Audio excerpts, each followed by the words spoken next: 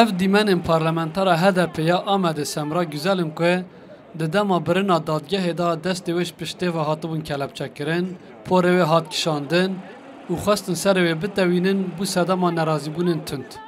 Semra Güzel ku bi hinceta endamtiya rêxistina terorê meha Adara 2022 li Parlamentoya Tirkiye parêzbendiya wê hatibû rakirin, duyê îlonê li Stenbolê hat desteserkirin û sêyê îlonê bi biryara dadgehê hat girtin û bo girtîgehê hat şandin.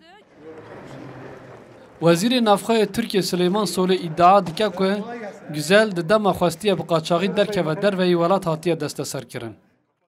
Uzun zamandan beri iyi bir istihbari çalışma vardı. Ji demeke dirêj ve xebatên istihbarî hebûn û di encama wan xebatên istihbarî de me zanî ku ji bo derketina derveyî welat amadekariyên nasnameyê sexte û belgeyên din kirine.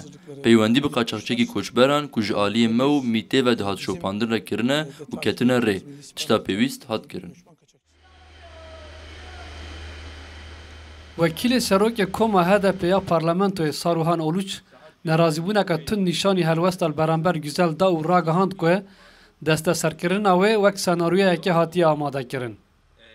Aslında tutuklu yargılanmaması gereken Em helwesta li beraber parlamentera xwe ya ku divê bi avayekî girtî nêdarizandin ku heta niha jî parlamentera û tenê ji ber du dosyeyan parêzbendiya wê hatiye rakirin bi ti awayê qebûl nakin.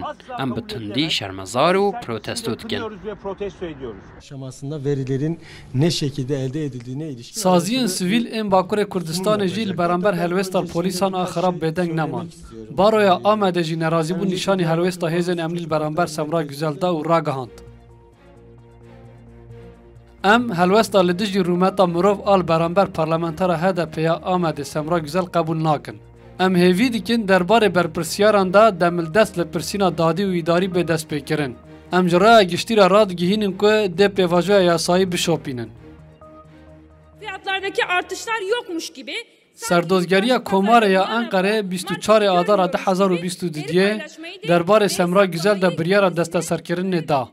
Wê demê hatibû îddiakirin ku Semra Güzel derketiye derveyî welat. Semra Güzel di hilbijartinên 24 Hezîrana 2018 de wek parlamentera HDP'ya Amedê hatibû hilbijartin.